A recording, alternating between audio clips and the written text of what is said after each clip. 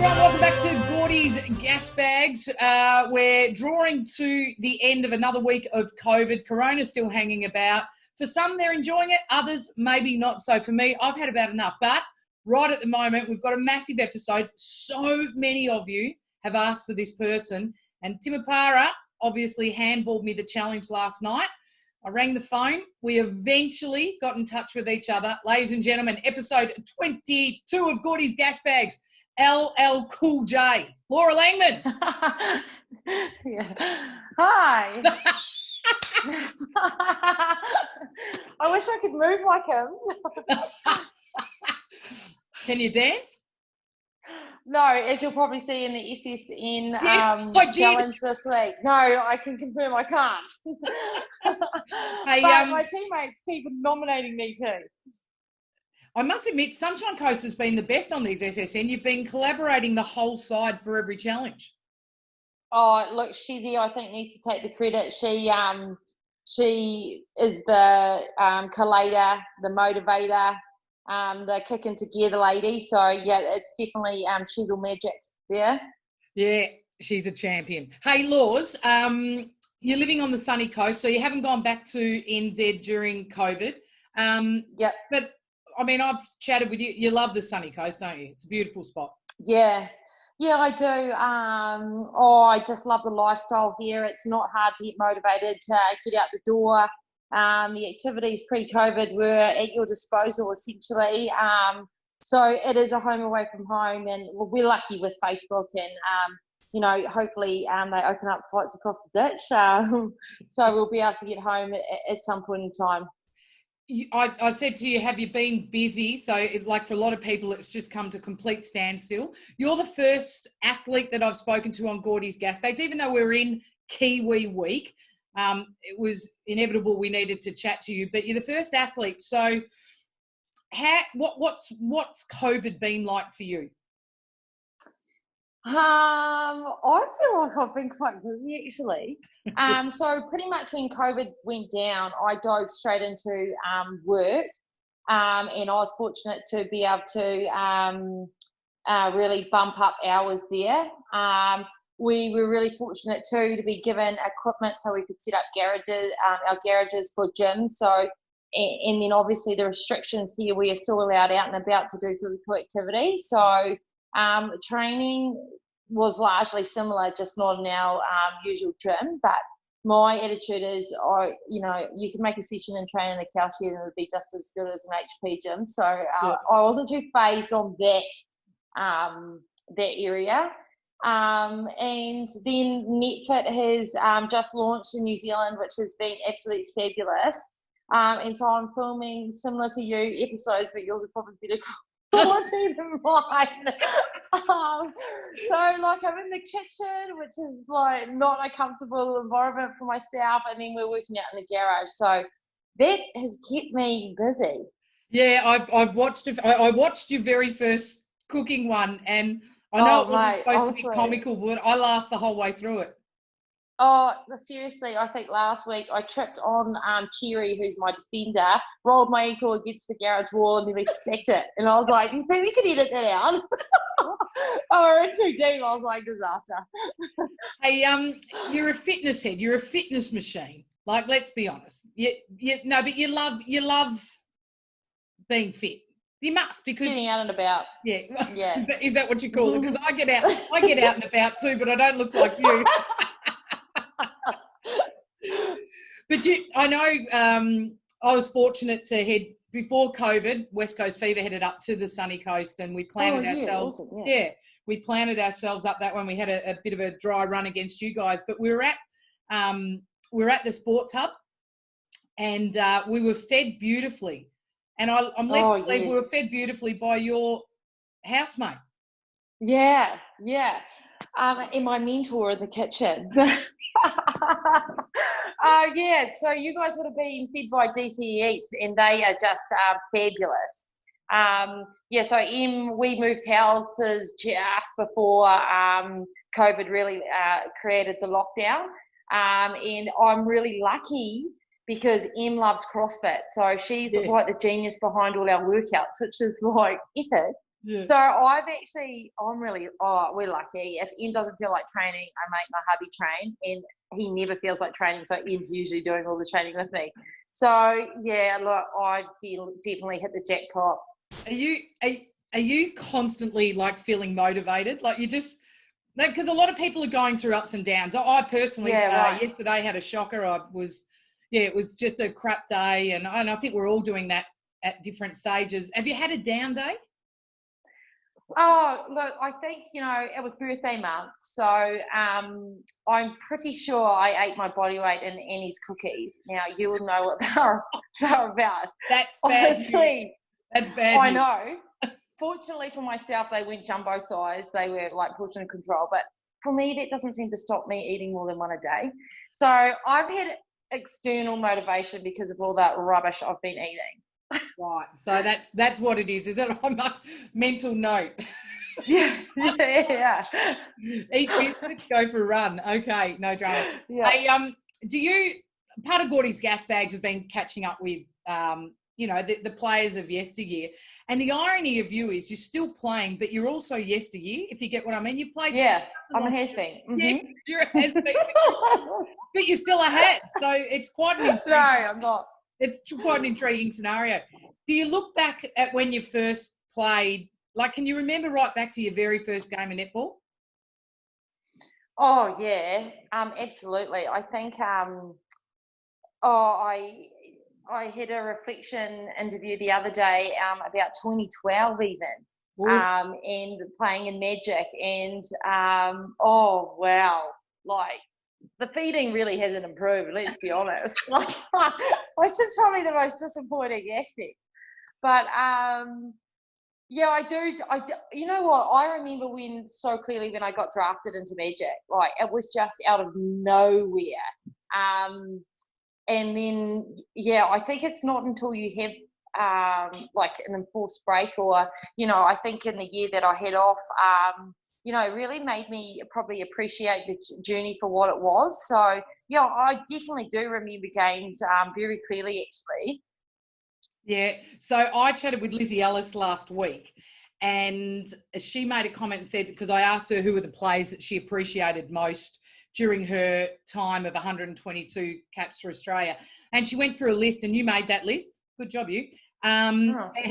But she said she remembered you stepping onto the court as a youngster, and you were as green, but you still had your socks rolled. So she said your socks hadn't changed.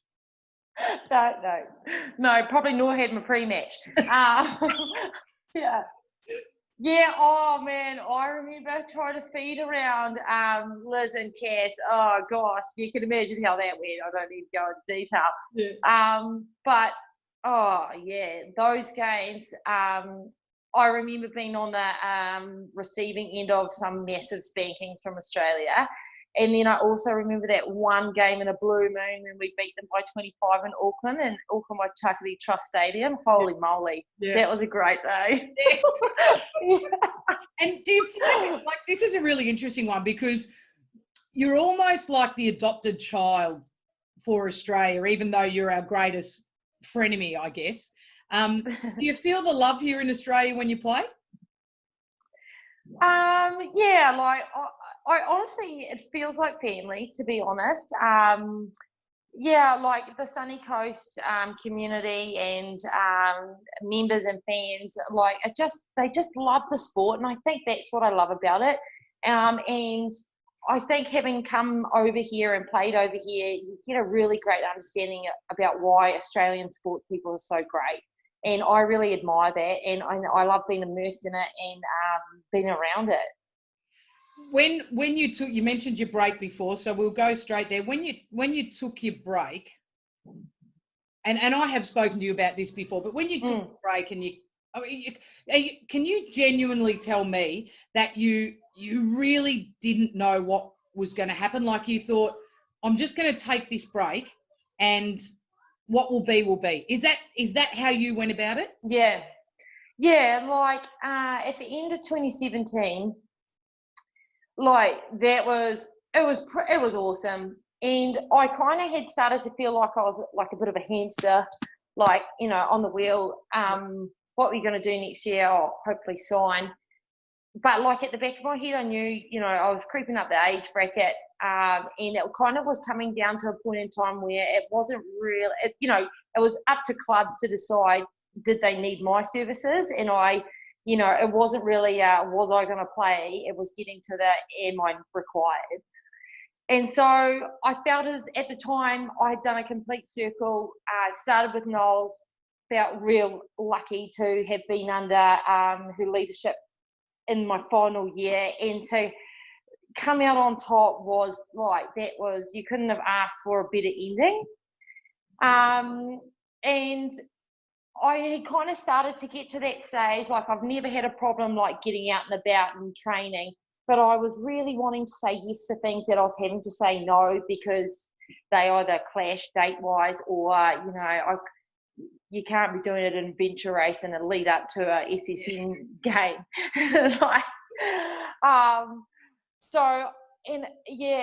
I kind of was getting to the point where I didn't want to keep saying no anymore. And I'd had a great round, like far out. I'd had a blast. So I literally had finished. I had no appetite to return. And when I did, oh man, it was scary. Like I didn't even know if my body was going to handle it. Yeah. Like let's not even get into nutrition. Like that was a lot worse than it was now. And it was real scary to like put yourself out there. And like I think I felt like towards the latter end of my career that all the sports like stuff really started to pay off. Like I feel like, I don't know, you kind of have to mature a bit to start realizing its value in life. So that's probably a bit deep. But like when I went to say yes, I reflected on, okay, what's my philosophy as a person? And mine was to like step into the darkness and see what I'm made of. And this was an opportunity to do that. Like, did I still have it? Could I still crack it? Could I keep up? These are all questions that are probably stimulated from fear of failure, that I kind of was like, this is a great decision for me to make because it makes me nervous. So long story short, said yes, and then like the real mahi had to start because I was a few years behind, or a lot. And I kind of had to implement the philosophy of don't look over my shoulder. I had to be happy with what I had and what I could give to the team at that point in time. And what I couldn't waste time worrying about where I was in the pack. So I definitely am a really different player to what I was pre the break, that's for sure. So you obviously answered those questions. You know, the questions that you were asking yourself. I mean, you obviously answered them. Oh, look, I think it was a pretty fantastic journey. And one, I think no one saw the ending coming. No one did. And you know what? I think it was it was a perfect example of how amazing sport can be. But I've also been in many of the stories where you really experience how non-amazing sport can be. But yeah, I was lucky to be involved. I was so lucky. I have no doubt that every player that goes to play for their country or even at Suncorp Super Netball and beyond are competitive. But when I've watched you win, and be it with the Silver Ferns or with the Lightning, I get a real sense of just how competitive you are. And so those winning moments, you know, and we can talk about the most glorious one for you, but most likely the World Cup. What an extraordinary result and another notch in the belt. But you are an exceptionally competitive person, it looks like. Yeah. Oh, look, yes. A short answer. Oh my gosh. I didn't have a 21st. This is a roundabout way of telling you this. I didn't have a 21st party because I was terrified of all the stories that would come out about how competitive I was. Like, oh my gosh. There's this one that stands out in my mind. And we have like these gorgeous family friends and they always volunteered. And at Te Pahu Primary, parents would like litter the course to make sure you're running in the right direction. And like, honestly, just to give you, there's like 5 girls in our like year at school, 5 girls, including myself. And so we were running cross country and Mum was trying to make me wear shoes. And I was like, no, Mum, they slow me down. I'm not wearing the shoes. So we're getting around and I started to get this horrific stitch and I love running up a hill. And I was coming up to this hill and must have been dramatic, bending over, being like, I've got the stitch. And this gorgeous Mr. Arles, I still call him Mr. Arles, goes, just stop for a bit, And I turned around and go, no, I want to win. Oh my God. So that there is probably point in case. Yeah, I mean, and no doubt I mean, everyone I've spoken to has to have that competitive nature, but yeah, I can just see it in you when you win. Hey, playing for the sunny coast has been exceptionally special, and has. I said to Nolene the other night, I reckon something that a lot of people didn't understand was when in the first year of Suncorp Super Netball, for a coach to put a team together under a salary cap was a really difficult thing to do, and I really praised her for not only being, the new coach in town under a new franchise that, a brand new franchise with no alignment to a member organisation, but mostly the list that she put together. And then your name eventually joins that list. Where were you at that time in your head going, there's absolutely, like, this is a no-brainer, surely? Yeah. It was a tough decision. Yeah, but I was going to say, and in that decision, did you look at the list? No, I was third. Yeah, so you only had I was third to sign, but like we had been basically bottom line, you come across, like you talk to any players and you come across coaches that you'd go to war with. Yeah. And Knowles is that coach for me. So as soon as she said that she had a team, I essentially was like, well, if you need some midcourt, sing out. And I don't know, like I think people are probably getting a sense now, but Knowles is planning, her ability to create something out of nothing, just her leadership. I knew the team was going to be fine. And at that point in time, I literally was trying to coerce Steph to come. I was like, yeah, you want to go home? Come on, we want to go home. She was the only other one I knew that was getting spoken to. But I just knew. Yeah. I knew she'd get a great team. And even if it wasn't in the first team, it was going to be a great environment to be in. Like the bones were going to be solid and it was going to be a franchise to be reckoned with in years to come. So, yeah, it was a no-brainer. I was just like, if you want me, I'll just sign for anything. Desperate. He was probably thinking exactly the same thing in reverse. But you'd never... No, you would never say it to yourself. You're too humble. No. Yeah, look at it. No. Hey, listen, a lot of people, some would know and some wouldn't know this, but you've got a terrific mateship with Steph Wood, haven't you? Yeah, she's one in a million, old SJ. I think she's one of the, she's got X Factor, and I really, sometimes I get caught up just watching her on court, actually, and in Ferns games as well back in the day. But yeah, she is real X Factor, and I think it's awesome. I like how her brain works. She's pretty funny.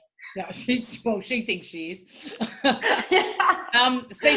Speaking of X Factor, tell me, in terms of Silver Ferns' career, who have you thoroughly enjoyed playing alongside? Look, my number one would probably be Eyes. far out, man. The pressure that I used to put her under to receive my passes. And she'd always just smile. Just smile. Last night, she said, "What would we do without Irene?" Oh, she honestly was incredible. Is incredible. I had to laugh the other day when she did that trick about throwing the ball up and tried to get up and then nearly fell in the rose bushes. I was in hysterics because that's just unheard of. But yeah, she for me, I don't even have words to describe her. She's amazing. I loved playing in front of Villa Minor. I had a wee stint in front of Billy. That was so funny. Captain's runs were the funniest. She could not go less than 110. It was just not in her repertoire. And it was just entertaining. And then I've been surrounded by brilliant middies. I don't think there's one that I could pick out, but yeah, Bubby, far out. Her just a pocket rocket, so just so bouncy and she was pretty awesome to play with. Were you inspired by her return from retirement? Subconsciously, it must have been. She did pretty well, didn't she? Oh, outstanding. Honestly, we were all very hopeful she was going to rock up at World Cup trials. Hey, everyone was like, yes, is it true? Is it true? And I'm like, oh, I hope so. Laura, what changed in 11 months from Com Games to World Cup? Far out. I don't even know. Okay, so I would sense that you had a standard, or that Nolene would have been happy with your standard, and maybe that there was a few others that needed to come up. But for you, did anything change in you in 11 months? Well, yeah, I think my approach on a personal level definitely did. Look, honestly, I think the whole strategy around the whole 11 months, not even just the World Cup, that's the standout for me. We were prepared to take those hits in the early rounds in Con Cup, Tony Jamieson, because we wanted to expose as many players as we could to international level. You can't. And were you? Sorry to cut you off there, but were you as an athlete privy to that information, or did you, as a member of the squad, understand that, or was that just your smarts as an experienced player? I totally agreed with it, and I understood the strategy. And I guess as part of our senior leadership group, we wanted to live this, and we wanted to get the messages across and say, this is why we're doing it. We're going to be a better 12 in the end. Again, I think it comes down to that trust. Honestly, everything that Noel's had in place, I felt like the wider playing group, had a real understanding of the why behind it, and it makes things so much easier when you've got that player buy-in. The whole 11 months, the whole strategy behind it, who we brought in, it was huge. I think a real mental shift in terms of there wasn't a big emphasis on outlining everything that you couldn't do or you were lacking. There was a big emphasis on what can you do, what can you provide. And for me at that point in time, was probably the perfect fit, because I was, and I still am, and realistic about what I've got and what I don't have. And if what I've got can contribute, awesome. If it's not, then sweet as, give me another job. And I honestly probably think that the strategy and that particular mindset for me is the start of the telltales of where the squad has gone, and just what a great space they're in. Do you ever have quiet moments, which is probably rare in your life, but do you ever have quiet moments where you just relive the whistle blowing? Oh, wow. I probably, yeah. I do probably. Yeah. Because let's be honest, you could have walked away from the game, mate. Do you know what? I do have moments, but I always like to keep it in perspective in terms of I really like to acknowledge how tremendous players like Kim Green or the Aussies are to have won so many of them. Like, mate, what we had to achieve in 11 months to get that one moment, which was maybe New Zealand's fourth in its whole entirety. Holy Toledos. So for you guys to have been at that level for so long and dominating for so long, man, that's huge. That's massive. Yeah. So, yes, I loved our moment, but I have massive kudos and respect for what it takes to stay at that level, to be in those moments for so long. Yeah. That's probably, I think, if I really reflect on it, that's what I... like, bless them, the Netflix girls are always like, world champion. And I honestly sit there wondering with Kim Green's like, excuse me, I'm like double time. Yeah. She did it once. And she's humble, Kim, so she's probably not thinking that. Yeah, exactly. So she'd never say it, 100% never say it. But I'm like, guys, can we just like... Yeah. Calm the farm. Yeah, I participated. You're the sort of person, as has come out through this chat, but we know that you need to be challenged. So the Sunny Coast, and of course we're all praying like crazy that we get a season in this year. Yeah. KB takes over. She's a good mate of mine, and I am really excited to see her step into her own spotlight. Tell me about your relationship with her and how's that all unfolding? Yeah, it's great. I love her creativity and her innovation. So trainings had been going around really nicely. I think she has a really good grasp of a sense of time, which was really impressive. I think there were a number of us chomping at the bit, being like, let's get into set piece. Why aren't we doing set piece? Yeah. And she's like, just chill your gills. So... yeah, it had been going really swell, and I even think now how we're getting managed through COVID's been really impressive as well, because essentially we were in a situation kind of similar to, well, not really similar to last year, where pre-season's like a whole year. Yeah. It's going to be a whole year potentially. Yeah. That really spins things on its head. Yeah. But her management of it's been really impressive.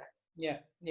Now, listen, I know that I already know the answer to this question, but I'm going to ask it anyhow because that's what I do. You're a year-by-year person. Yeah. Given, good. Nah. given that COVID's hit in 2020 and it's reshaped all of our lives accordingly, can you see yourself in this game for a bit longer? Oh, shivers. I don't know. Look, this year was going to be, it was a blessing. It was lucky. It was, I think we have to wait and see, I guess. But put it this way, either way, I won't feel ripped off. I've had an absolute blast. Yeah. And like I'm a beast that I want to get out and about, and I want to try other stuff whilst my body can still do it. And I just don't be a hog. Oh, mate, unbelievable. Okay, so does life stay on the sunny coast given how much you love it, or do you head back home? Yeah, look, if I get my way, I 100% yes. So COVID's really put a spanner in the works in terms of like showing how great the Sunshine Coast is. His hubby's only just moved over this year, hasn't he? Yeah. Yep. February. Yep. So 100%. If I can do a lot of twisting, yes. Here for good. Here if you need. Here if you need. It's not a great start, is it? Being locked up. I know. I was like, throw me a bone. Or yes, you can go out in the yard. Hey, listen, look, I know you're really busy and I don't want to hold up any more of your time. I don't believe you probably had time to have a look at a GORDY's gas bags, but the sad piece of news I now have to deliver to you is that you simply can't leave without giving us one of your all-time karaoke numbers. So GORDY's gas bags finishes with your go-to karaoke song. I imagine that you'd have a bit of a sing-along every once in a while. Oh, mate. SJ and I love getting down in the gym. We're terrible at it. I make up my own lyrics, but like I'm quite old school. Hold on, I was going to say you make up your own lyrics. Nolene, you and Nolene are two peas of the pod, I'm telling you. Yeah. Never seen anything like it. My God. And I know like the gist of the song, but I don't really know the words. So yeah, terrible. Right, terrible. What's your go-to one? I love Sweet Caroline. Way you go, ladies and gentlemen. LL Cool J, Sweet Caroline. Give us a bar or two. Okay. Sweet Caroline. Bum, bum, bum. It's good times never felt so good or something. Yeah, there you go. Yeah. I hear a word and then I'm like, oh, yeah, that's right. Yeah, exactly like Nolene. Hey, really good fun having a chat with you. And I appreciate, because I know under contract and all that sort of thing, you flat chat. But well done with NetFit. It's looking sensational. Anyone that hasn't seen it, make sure you jump online and have a bit of a look. I know that there would be 1,000 questions that people would have liked me to ask of you, but I am mindful that you are a current player and still in your heyday. So I didn't want to push too hard, my friend, because you'll still be out on the court, hopefully in season 2020. You know it's Kiwi Week, and I've been thrown a challenge every day. I'm going to let you choose the next person that you think I might be able to ring and have a chat with. And if I haven't got her phone number, could you give it to me? Who is it? Okay, mine is the one and only Irene Vandright. Oh, Eyes! All the best. I did have a feeling you might go there when you started talking about her. Yeah. Irene, she's a fave. She's hard to track down, Irene. She's very, very busy. Yeah, she's probably out walking her dog, Hunter. Yeah.